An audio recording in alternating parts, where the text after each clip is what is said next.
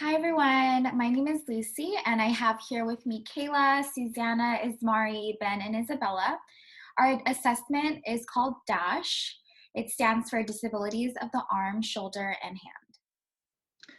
All right, so here is a photo of what the dash looks like, the actual questionnaire itself. You can see it on the right-hand side of the screen. Maybe it's a little blurry, but it's just a detail of, the difficulty rating questions. And now the source and the cost of this questionnaire. The source, I actually found it at online, and you can see the link down there, but I pulled it from the Shirley Ryan Ability Lab in Chicago. They have a version of the Dash. And the cost is it's completely free since it's just a questionnaire. The target population of DASH is not specific to a certain patient population. Those with musculoskeletal conditions, multiple sclerosis, joint pain and fractures, chronic pain, or arthritis can use DASH as long as they are within 18 to 64 years of age. The purpose of the assessment is to evaluate disorders, measure disability of the upper extremity, and to monitor change or function over time. For method of administration, it's going to be a self-report questionnaire, and this can be administered in any setting, and all you need is going to be a paper and pencil. And now I will introduce the ease of administration. So, one great thing about the DASH questionnaire is that it can take 5 to 30 minutes to complete. It is self-report, so it entirely depends on the client. When you first view the questionnaire, you will see a cover page with directions printed on the front. An example is shown on the right side of the slide. There are also directions presented before each new section to help guide how to rate your performance, which an example of this is shown on the bottom left of this slide. The first section of the DASH has 30 items total.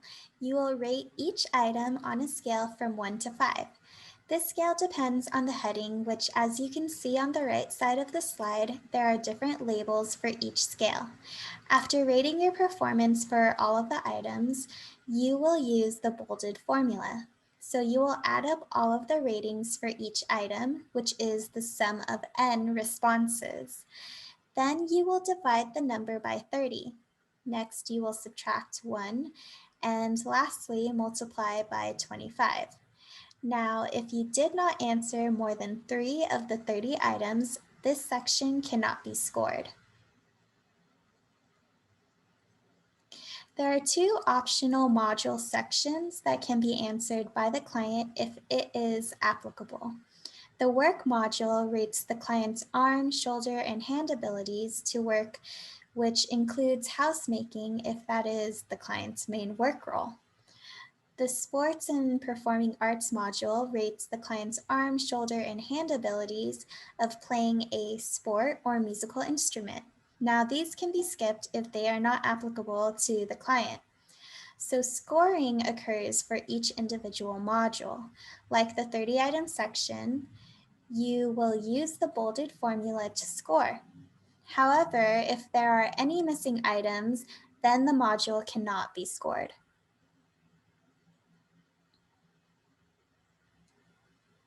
Another great thing about this questionnaire is that you don't need any experience to administer this, as all data is self-reported by the client.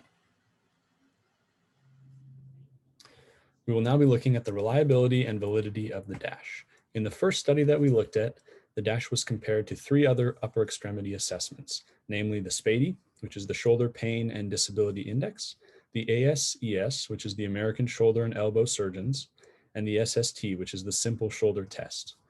All 4 of these tests, including the DASH, were shown to be reliable and valid in their measurements of upper extremity conditions. However, the DASH was shown to be superior to the SPADI and the ASES for evaluation of patients following shoulder arthroplasty, as well as reporting better findings than the SPADI for patients with shoulder tendinosis and impingement.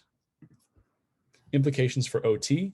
The second study that we looked at how translating the dash affected the reliability and validity of its outcomes. And so there's many translations for the dash. This study focused on 9 in particular. As you can see on the chart to the right, all were found to be reliable and valid.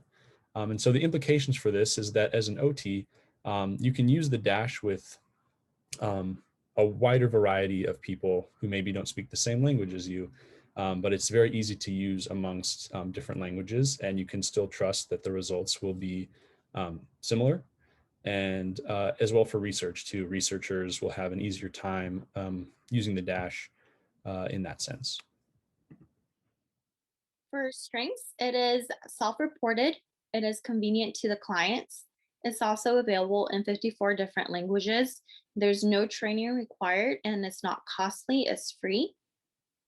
And for weaknesses, we also included that it is self-reported, therefore it can be subjective to each individual.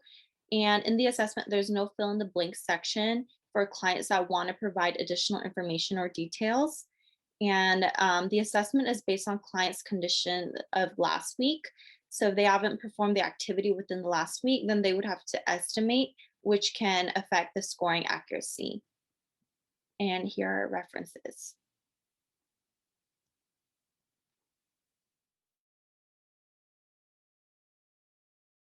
I had moderate difficulty with opening a tight jar.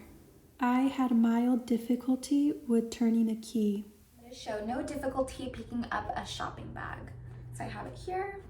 Pick it up.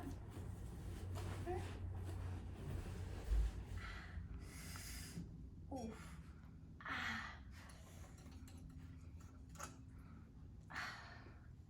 So my shoulder kind of hurts. I'd probably score that as moderate difficulty, but I still got the light. This item, I'm going to show no difficulty blow drying my hair.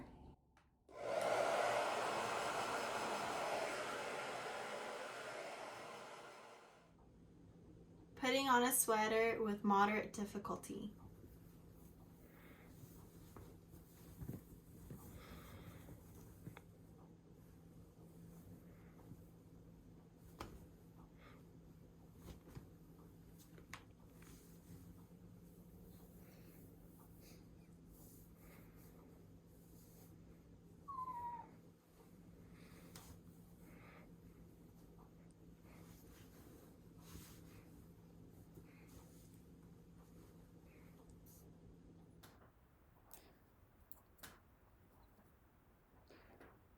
For number 17, which is recreational activities requiring little effort, I would rate this a 4, severe difficulty.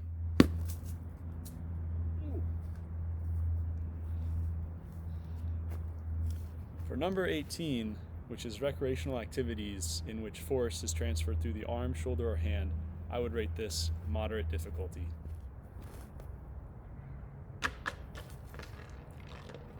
For number 19, which is recreational activities in which you move your arm freely, I would rate that a 2, mild difficulty. Hi, so today I will be demonstrating the sports/performing arts module, the optional section of the DASH questionnaire. The instrument that is most important to me that I will be demonstrating on is the violin right here. And I will be playing a short segment, and then I will go through and describe whether I had some difficulty or more difficulty according to the questionnaire.